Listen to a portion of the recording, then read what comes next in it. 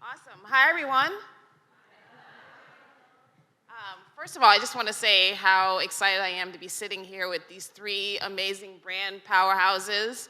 I'm Valerie Wilson. Work with Wagstaff, and we manage the PR for the Beard Foundation. And we're here to talk today about branding with these three ladies. So I'm going to allow them to intro themselves and tell you who they are. Yeah, we had a conversation about this. Hi, my name is Burrell, and I am the chef partner, as I'm reading, of Late August. And it is a project that's opening soon in Houston. I was on the past season, season 18 of Top Chef. And yeah, and that everything else is a blur. There you go. Hi, I'm Paola Velez. So sorry. I'm the founder of Small Orchids and the co-founder of Bakers Against Racism, a bake sale that was able to raise over $2 million and counting for Black Lives Matter. That's it. I'm Tiffany, Derry, out of Dallas, Texas, and I have a restaurant called Roots Chicken Shack in Plano and Austin, and Roots Southern Table in Farmers Branch.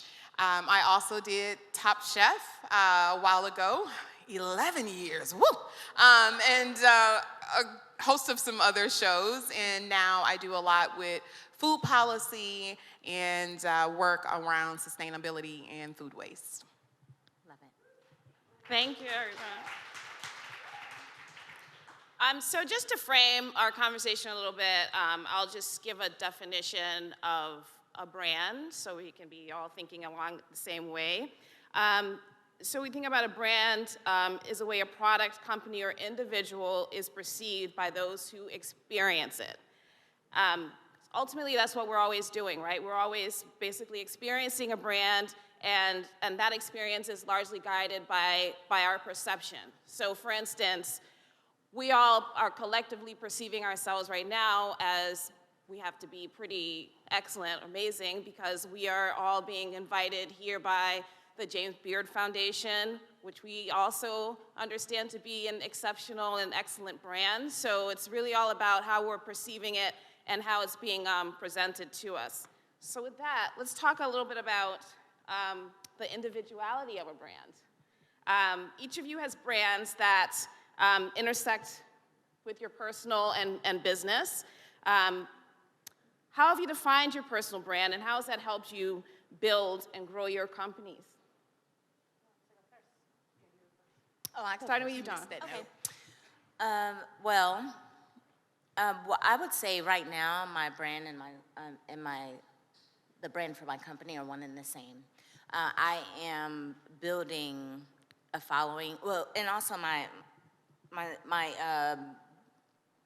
built my following very uniquely in the fact that I acquired a large group of people from the publicity that the show has given me, that Top Chef has given me, and so that kind of affords me a little bit of creativity to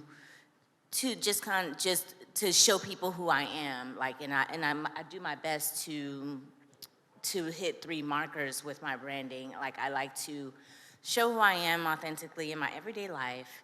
I share recipes and cooking demos online, and then I just kind of do a little bit of exercising when I'm on point, right? Like, but right now, you know, I'm a little bit off my exercise schedule. But I do like to show that as part of my lifestyle, because I think that it's good to let people know, like, all facets of who you are as a person. And what that does, and it just allows people to, they buy into who I am, so therefore they are want to follow everything that I do, and then Late August will be part of who I am and what I'm doing. So they also want to see what's going on there. Paola? And just to kind of clarify the question, you want me to explain what my brand is, or what I think a brand is? No, I was asking how has being, how have you defined your brand? Yeah, exactly. Oh, Since you have Lord. it, you know, you have a both personal and. Okay, so a friend of mine reached out the other day, and let's call them a talent agency, reached out. And she pitched herself and spoke about everything that she was doing. And the brand told her, you are doing too much and you're unmarketable, right?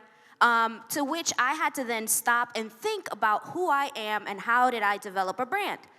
So that I can help my friend also do the same, so that when she's in the room, she can really stand tall and robust, confidently in who she is, regardless of the avenues of work or life that she wants to pursue in the internet and in the real world.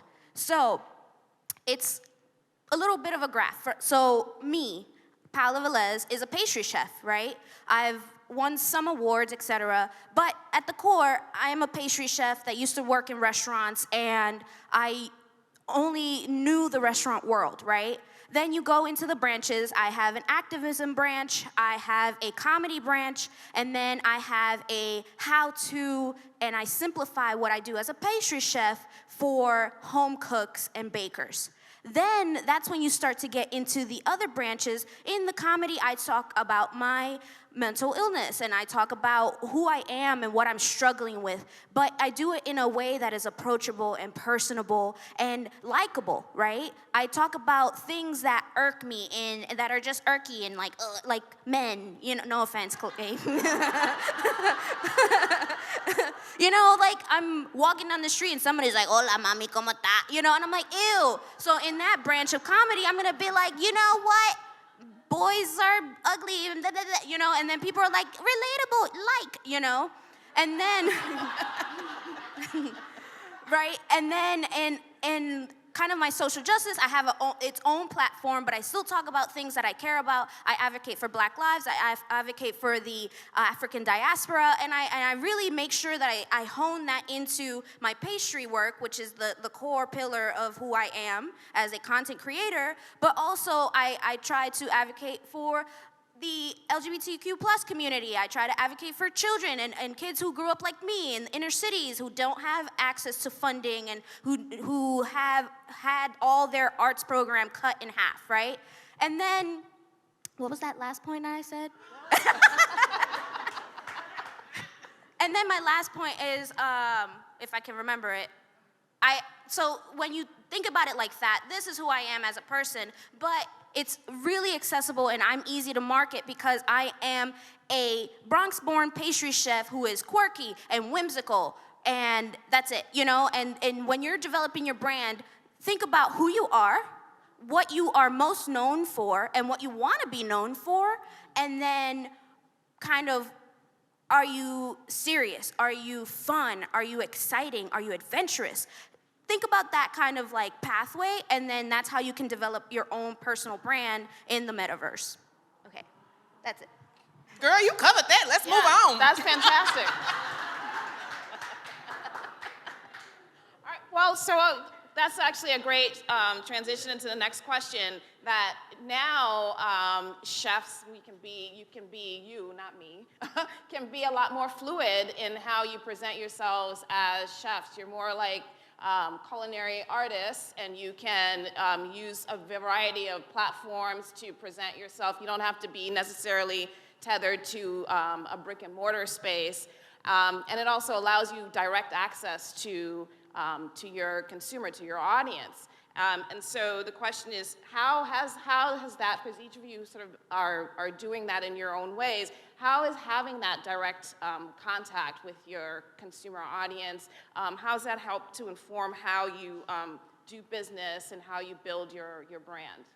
How's it helped us to how you do business and build your brand? Dawn is a mess. Let's start with over here. Tiffany. I'm sorry, she over here thinking hard.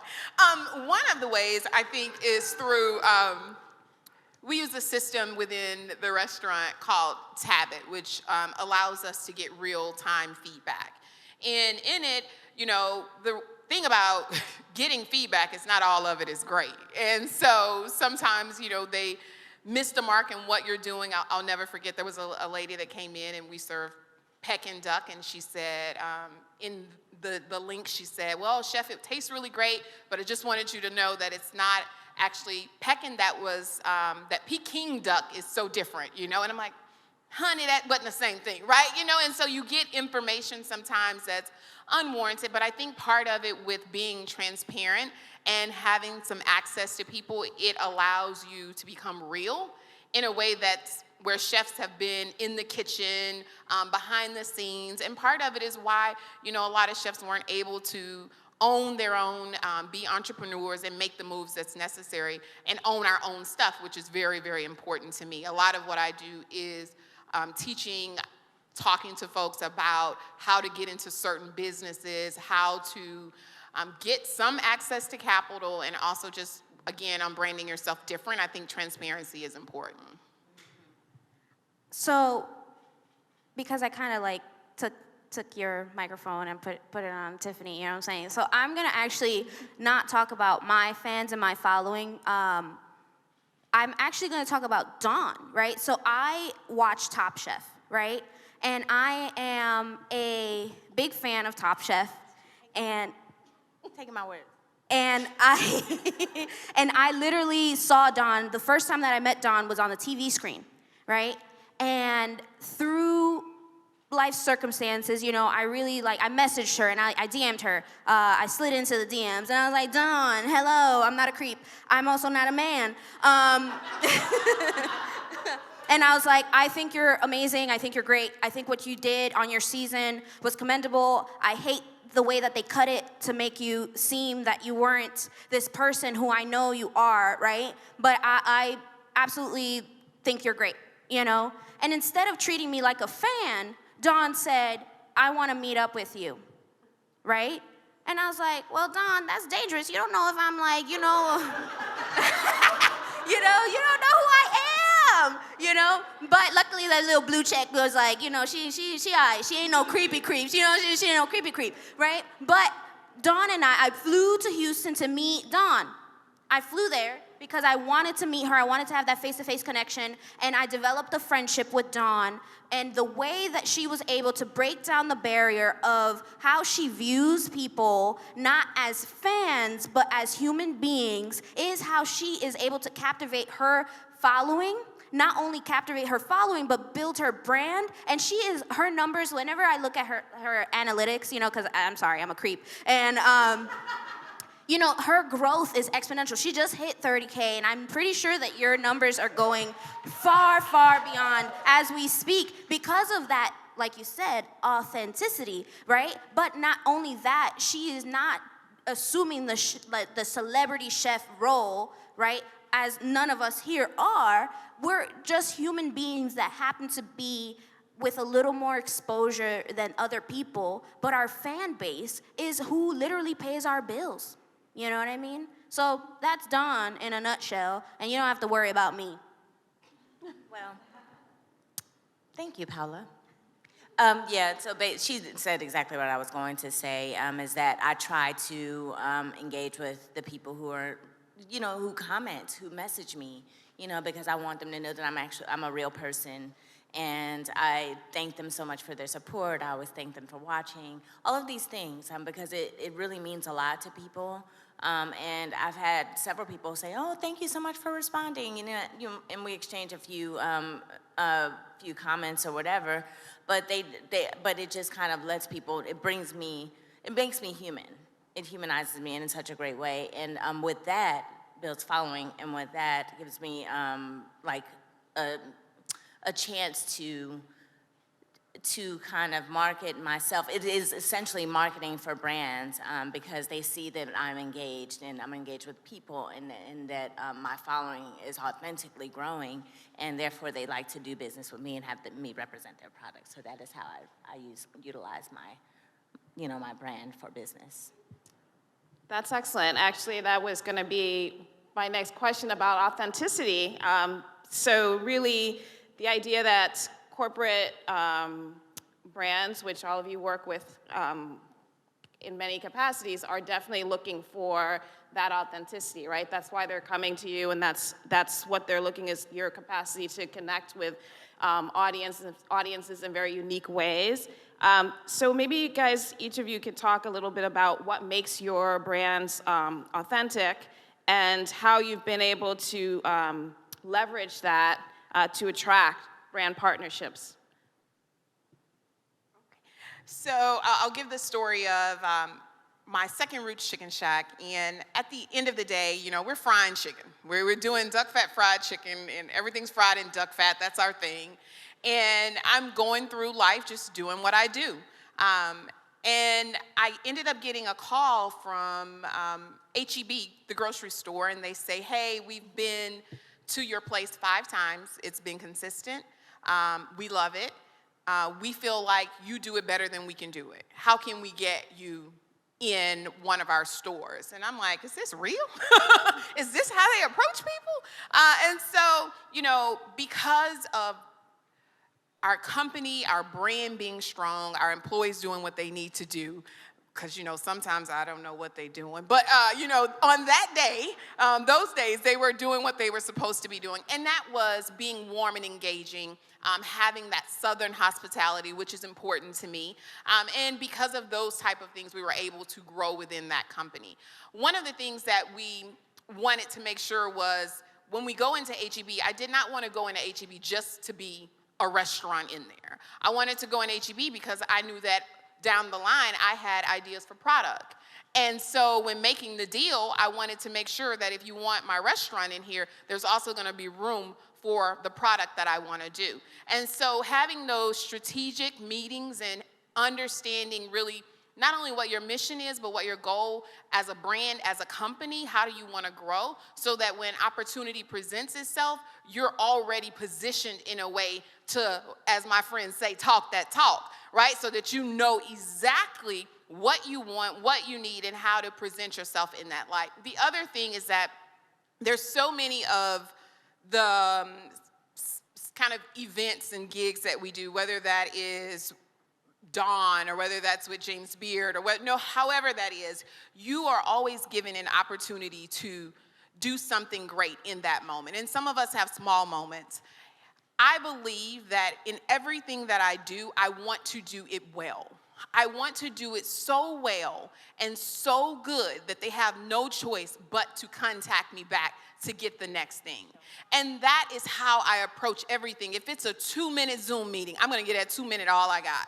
And then after that, whatever else there is. But, you know, and so I think we have to really not only look for those large moments, but remember those small moments along the way and let that motivate you.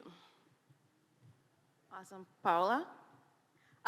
Okay, so for me, I'm a little more on the back end of stuff, right? So I'm looking at my metrics, I'm looking at everything that I need to know so that when I go into a negotiation with a brand, I know exactly what I'm worth, I know exactly what I can offer, and I know exactly what the brand and I can agree to work on, right? So I am figuring out what my percentages are, right? A good influencer is in 1% to 4% being the highest, right? And that means your audience, not your follower count, but who your account is reaching on the back end when you're being whitelisted, when you're being shared through whether it is your followers, whoever your content is reaching outside of the scope of your followers, right? So last month alone, I was at 9%, right? So 1 to 4 is the regular range. You know, I'm talking about Kim Kardashian has 1% of an engagement rate, right?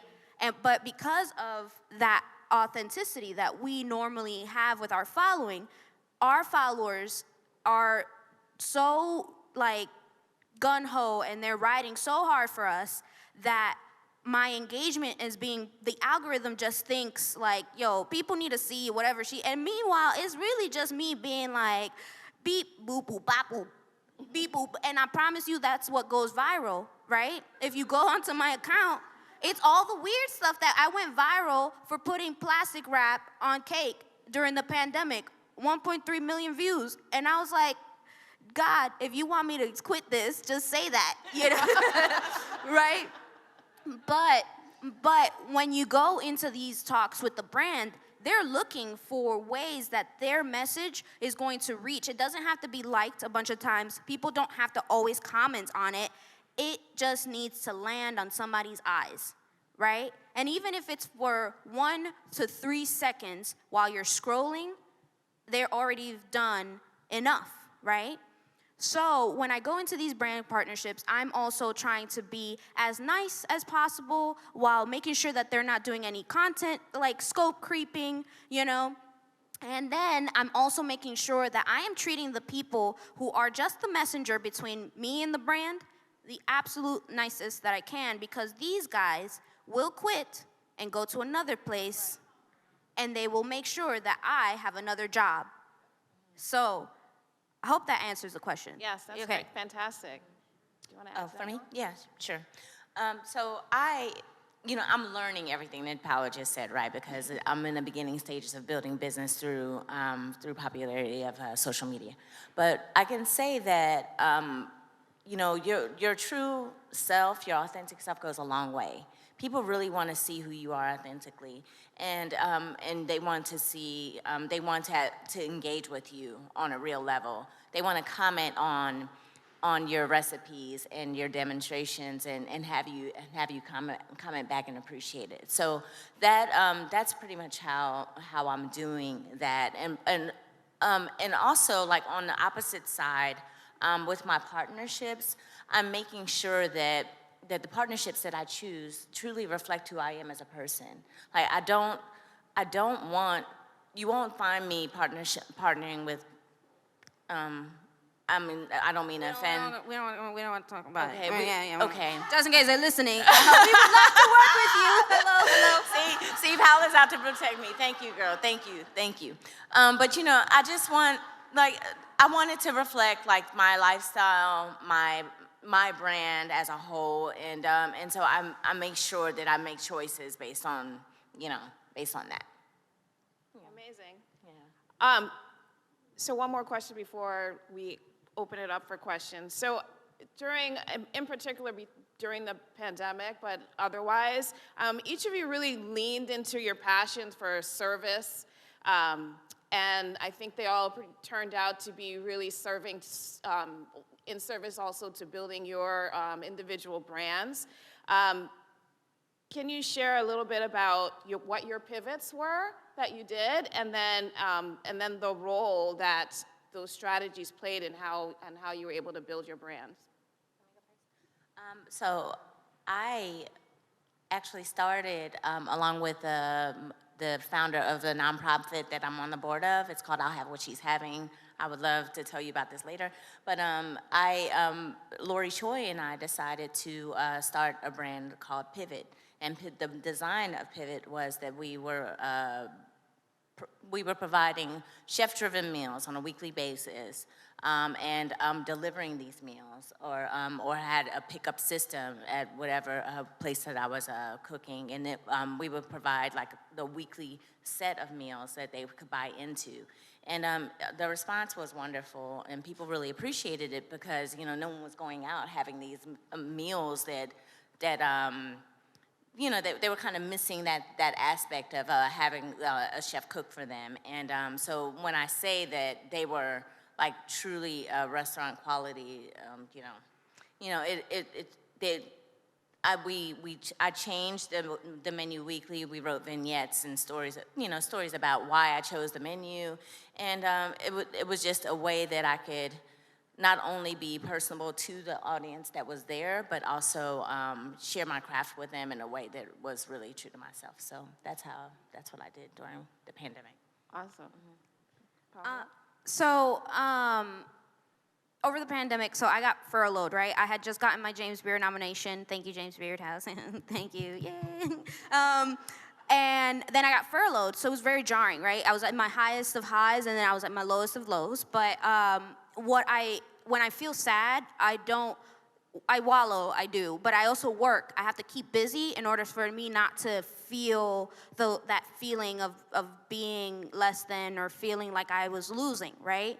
And what I did was I started calling all my local politicians here in DC, and I was talking to legislators, I was talking to council members, and I was trying to make sure that every one of my staff got unemployment. And that's how I first pivoted. I actually didn't touch butter, sugar, flour, anything. I was like, I refuse. It's done. I wasted 16 years of my life. The pandemic is gonna make me, I'm never gonna have a job again. I should have went to the Postal Service when I got the job, and I did. I got the job. Right before I became an executive pastry chef, I got a job in the Postal Service. and then I was like, I'm so sorry, I have to, take back my offer because I'm gonna try to be a pastry chef. And they were like, okay, But I got everybody their unemployment, and then I had to advocate for myself. I had 2 months without unemployment, and I realized that I was, pleading with the folks at the unemployment office for my humanity. I was like, please, I need some time. We have bills to pay still, you know what I mean? Like, the world stopped, but these people are collecting still. We still have to pay rent. We still have to buy groceries, masks, etc., right? And I realized that there was a whole community that did not have access to. I was so privileged that I could apply to unemployment because I'm a first-generation American. And then the whole undocumented workforce in the kitchen, the backbone of our community, they did not have access. They had to go back to work, risk their lives, and I realized that I needed to do something more. So I made Doña Dona, a Latin American pop-up shop here at La Cosecha, actually, which is a part of Union Market. Thanks again, Union Market. Thank you. They didn't charge me for the space. I made sure that whatever I was fundraising, it went to the cost of goods. My 2 sous chefs who came to help me every weekend, and then everything else got donated, right? I didn't take any money for myself. And that led to me understanding how to launch a successful pop-up, how to organize it, and how to do it socially distant. And that's what really got my gears turning for Bakers Against Racism. And I put everything in a Google Drive. I packaged it up, and then I launched it, and it went viral. It wasn't I didn't, you know what I mean? I don't know how to go viral. If I knew, I would tell you I would be always viral. But I did go viral, right? And in that, right, what I was able to do with Bakers Against Racism was keep it pure, right? I didn't monetize it. I don't take any money from that. Everything that we raise, every single bake sale since 2020 until now goes directly to the organizations that we are fundraising for. And in that, my community now trusts me as someone who isn't trying to, I don't know what's that word. There's a word that people use, but they're filming me, so I don't know. Bamboo, let's call it bamboozle, right? You take you skim a little off the top for you, and then for your friends, and then you say you're doing the work, but you're not, right? So my community now, they trust me because they know that I'm not taking a little bit for me. Even though I have to pay bills for Bakers Against Racism, I have to make sure that everybody who is being organized has the resources that they need and the time, right? It's a time commitment too. So that's how I was able to build my community with bakers. That's a whole different one. Brands want me to monetize that expeditiously, and I'm like, no, it's not worth it. You lose so much more hope if you monetize that than what I can do as a pastry chef, and I could fund it instead. You know what I mean? That's incredible. So in Dallas, at the same time, there was definitely so much happening around. We all were experiencing pandemic in different ways, and one of the days I ended up going to Vietnam, and before I came back, or while I was there was a lot of talk about COVID, and so when I got back, it was very little talk here in the U.S. And I said, well, shoot, what was all of that? I mean, because it was a lot. We were already wearing masks in January. And so when I got back, we started hearing a little bit more and a little bit more. So I was able to get a little bit of the jump on it. We started figuring out how to fill the void. I remember walking into the grocery store and there was not many groceries. And the next day I started doing grocery bags and started, creating a way for people to drive up. We didn't have that before. And then creating, it wasn't one thing. At that time, it was almost week to week, right? You were figuring out what's working this week because it may not work next week.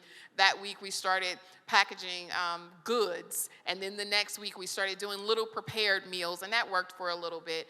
But soon after we started doing, and my whole mindset switched. I remember going, instead of just worrying about me and my business right now, how do I take care of everyone? Where do I find peace within myself? Because there was so much going on. We were all so stressed and still is in many ways. And I just kept hearing I need to feed the community. And so we started doing any and everything. Anytime I can get a hold of a farmer who had something, we would make a meal. Anytime someone told me they had a lot of something, we would be able to buy it. And mind you, at Shack, we only had fryers. So we were cooking off of burners from another place, ovens out of another. In one of the food halls, there's 22 restaurants and only 2 of them was open in this moment. So we were really putting it together. And the idea was that I didn't want to do meals that we couldn't afford, I wanted people to be fed. And if that's my true purpose, then I needed to create meals for those to be able to buy. And so we would do meals for 4 for $40.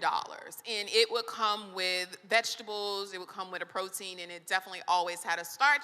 And there were moments where I say I throw a bottle in with this one. And we served hundreds. And because of what we were doing, people started saying, how can we help feed? How can we help? Then companies started coming to us and saying, we have some extra dollars, or hey, we have this contact that we can give you. And then our meals became free for people.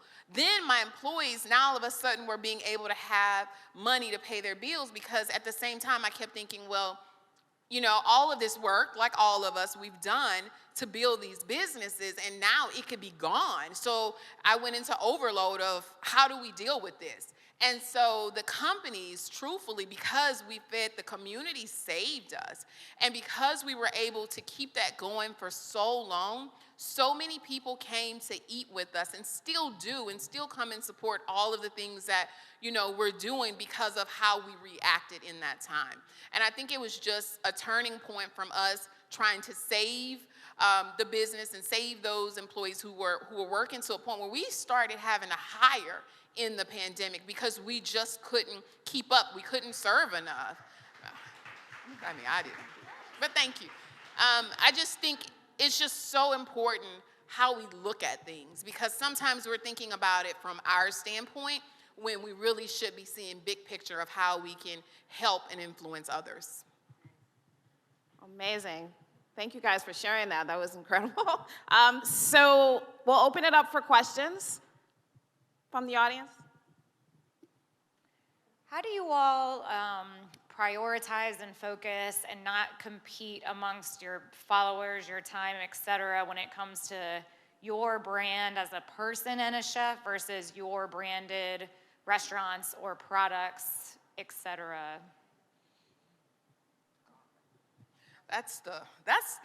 It's what we're always working toward, right? It's like when people ask me, how do you balance it? I'm like, I'm working on it daily. There are times where I have moments to give more in social media, and I don't think of social media as the only way of branding, right? Like, there's so many other ways that we're branding. We're branding within the restaurant. We're branding with our spice line. We're branding within all of the different events and things that we're doing. Right now, what we're doing is branding. Each of us are branding here. And so I learned to carve out time for myself, though, because I know at the end of the day, if I can't do what everyone is relying on me to do, it is not worth digging myself into a hole trying to do it all. So I've learned to listen to my body, listen to myself, and just know that if I don't take care of myself, I can't take care of everyone else. So that's important. And then after that, I just get to work. Sometimes I start my day, I prioritize what has to get done, what can get done tomorrow. And then scheduling your post and making sure that the team is getting everything else done if you're at a point where you can bring on a team. Heck, I remember when I didn't have a team, right? It was team I. And that was okay then, but now we're at a point where things are growing and we're able to figure out, what's important right now. Well, for me, I just have to view it as part of my job. So it is my job to post. It doesn't mean that I have to do it all on my own. I think it's very important to seek help when you need help with something. And so I always post myself when I'm speaking about my lifestyle or whether I'm posting a recipe. But if I want to post an event or if I want someone like Paola, you were amazing. You film yourself most times, right? I don't know. I'd have to first teach myself how to do that, right? It's like, how much time can we create in a day? There's like the 2 to 5 a.m. hour that is not utilized. I could utilize that to teach myself these things. But, it's just a matter of recognizing where you need help and employing someone to help you do that. So I have someone that helps me film things and that will help me plan the posts, even though the content and the copy will come from me. But they're like, okay, well, I have all of this content. I will organize it for you because I'm the collector of said content because it's my life after all. And then what they'll do is they'll be like, okay, well, we will schedule it out so you don't have to plan your own schedule, but we are posting it for the people to see. And it's my responsibility to respond to everyone. So it's just a matter of recognizing when you need help, organizing yourself in a way that you can get all the things done, and understanding that they're all equally important. Oh, I don't have to. Find out what you're good at on each platform, and that'll dictate how you do what you need to do. If you are really good at taking pictures, start looking into Pinterest Creator Program. If you are really good at, posting copy, start looking into Twitter. And then if you are good at video, long form or short form, start looking into TikTok, YouTube, and Instagram. You don't have to do it all. You can hire a team.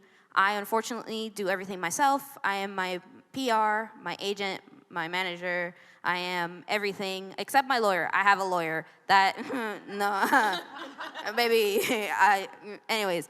But literally figure out what you are good at and then focus on that. That's all I have to say.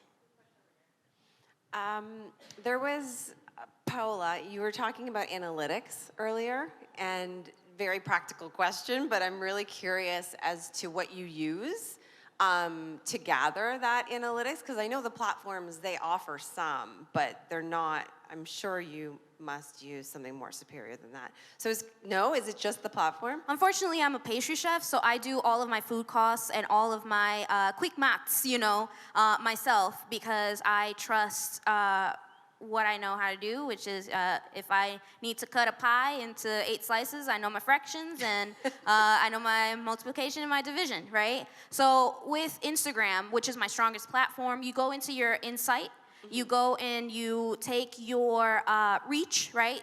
You just figure out where the reach is, and then you take your reach and divide it by your follower count, and that's how you know how you are performing. And that's how you can see how many accounts you're reaching, right, as opposed to how many accounts follow you. And that's what you leverage with a brand when you're like, hey, I need blah, blah, blah more, because if I'm gonna edit it, if I'm gonna shoot it myself, if I'm gonna, figure out how to package this to the best of your brand's sake, this is my engagement, and this is why I deserve this much. I really do negotiate like a white man. I'm in the room like, baby, you need to pay me, and you need to pay me tomorrow, you know what I mean? Because why not? If you don't ask, you won't know if they're gonna say yes or no. I thank you so much for sharing all these specifics. It's so valuable. The last question then on something practical too is I was just curious, any of you have any recommendations for scheduling software and what you use there? I have a Planoly. Yes, but I am still researching because I honestly, it takes me so long to learn how to do it, and then I'm like, okay, maybe there's something easier. Perhaps there's something else that I could utilize. So I'm still, that's in the works for me. I have an old school planner, so You write down. hell yeah. I don't trust the internet. Okay, it's not working, but I have a question for Valerie. Because you work for Wagstaff, and it's really a prominent firm nationwide. I used to be with them.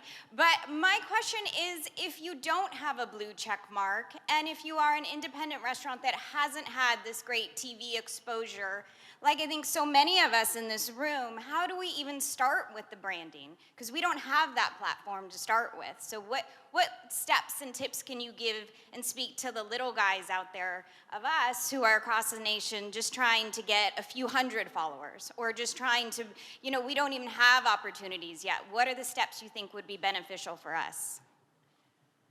Well, I think based on what these ladies have been talking about, I think the key is again, authenticity, right? It's about telling the story of your brand. And so start there by being able to really encapsulate what is it that your brand is. I think all three of them beautifully were able to give a snapshot of who they are as brands.